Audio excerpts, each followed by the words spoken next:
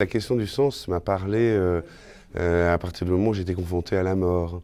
C'est-à-dire que ma mère était gravement malade, je travaillais dans la finance à un rythme de fou, j'étais dans une folle course en avant, plutôt lucrative, et il y a assez peu de sens dans la finance.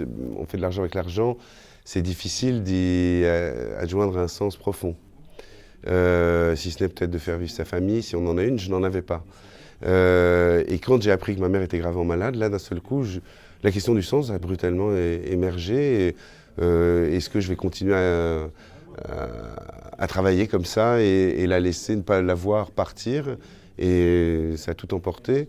Et à ce moment-là, j'ai arrêté pour prendre le temps de passer du temps avec elle et aussi de trouver du sens, parce que je pense que la confrontation à la mort est vraiment initiatique. C'est quelque chose dont on a à apprendre et que malheureusement, on voit moins dans nos vies aujourd'hui. Elle est un peu ostracisée.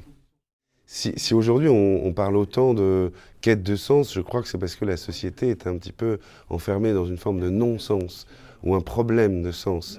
On voit devant nous un système qui creuse toujours plus les inégalités, ça c'est sur le plan social. Sur le plan environnemental, je crois qu'il n'est pas besoin d'en rajouter, mais c'est relativement alarmant, du côté des pollutions comme du côté de la prédation sur les ressources.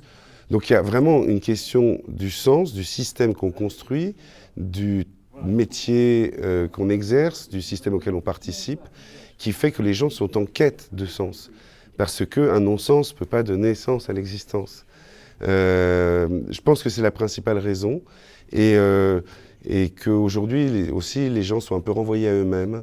Il y a un manque de sens collectif. Là, on pourrait parler de religion, mais du religéré de la religion, où on est relié dans un sens commun, qu'on a de moins en moins et on est de plus en plus relégué dans nos sphères individuelles, où chacun doit trouver du sens à son existence, ce qui n'est pas toujours facile. Alors c'est pour ça qu'il y a plein de bouquins de développement personnel, plein de trucs pour que chacun puisse trouver la sienne, ou le sien de sens.